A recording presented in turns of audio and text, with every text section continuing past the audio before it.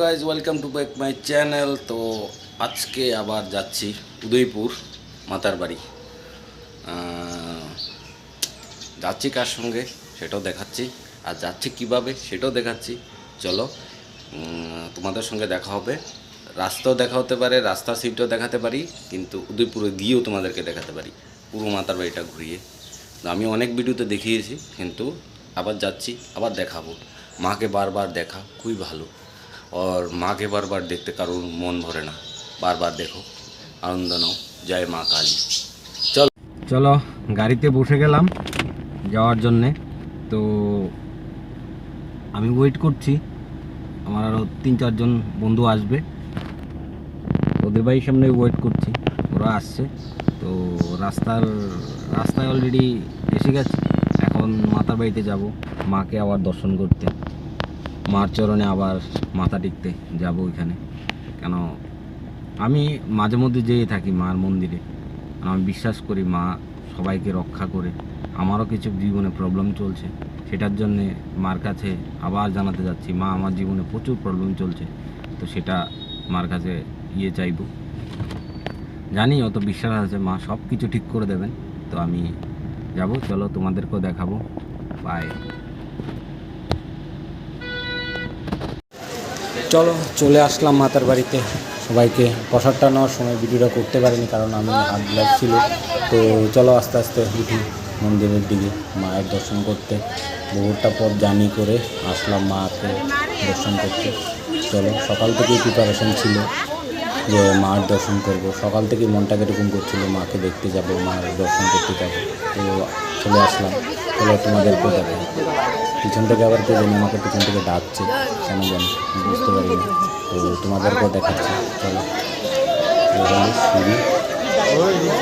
আস্তে আস্তে উঠতে থাকো। মন্দিরের কাছে চলে আসলাম। চলে এখানে বসে বসে বসে বসে অনেকটা ওয়েট করে মার ভোগটা দেওয়ার চেষ্টা করছি।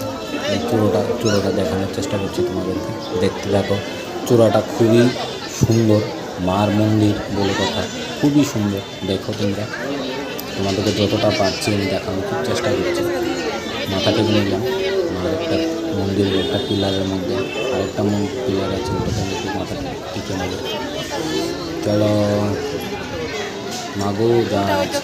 আমাদের পুলিশ দিদি আর দাদা দাঁড়িয়ে আছে আমার কাছে, বলছিল একটু আগে যান আগে যান, কেন আমি যেতে পারছিলাম না। চলো আগে বেরিয়ে যাও।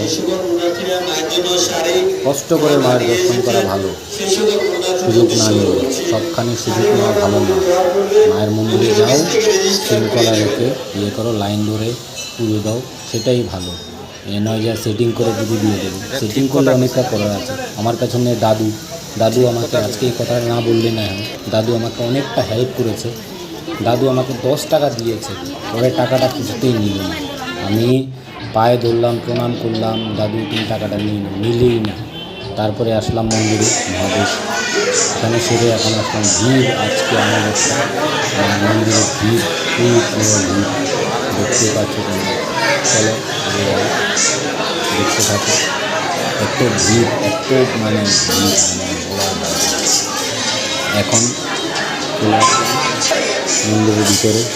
পুরো লোকান্ত, আমরা এখানে এসে কোনো দাঁড়ানোর কোনো জায়গা নেই। এখানে সবাই আবার এখান থেকে বেরিয়ে চলে এসেছি। এখন খালি দাদুকে খুঁজছি। ওই আমি টাকাটা দাদুকে পেয়ে গেছি। দাদু আমাকে বলে যে না, দাদুকে নিয়ে গেলাম, ছেড়ে দিলাম। আবার দাদু চলে যাচ্ছে, দাদুর বাড়ি কাছে মন্দিরে। তো দাদু বলে আমাকে যে ভাই তুমি তোমার নাতির মতো, তুমি আমাকে কথা রাখো। আমাকে অনেক কিছু করে তারপরে ছাড়লো। তো দাদুকে আমি একটু হাত ধরে নিচে নামালাম। দাদু বললো যে আমাকে আশীর্বাদ করলো, মাথা ধরে আমাকে খুব আশীর্বাদ করেছে। দেখো উপরের ভিউটা, মার মন্দির বলে কথা। আবার গেলাম একটু ভিউটা ক্যাপচার করার জন্য। এখান থেকে স্পটে দাঁড়িয়ে থাকলে যে ভিউটা আসে না, অসম পয়সা।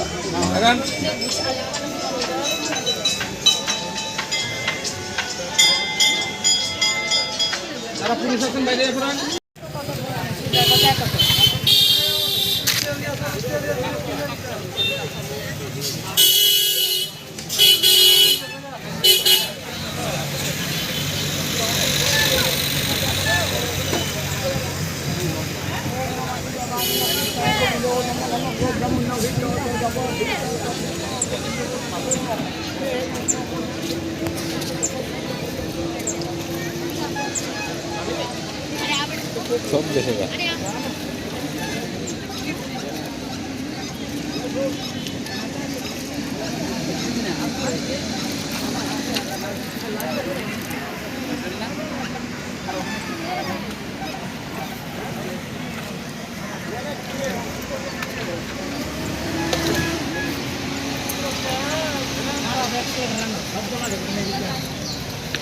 Oh,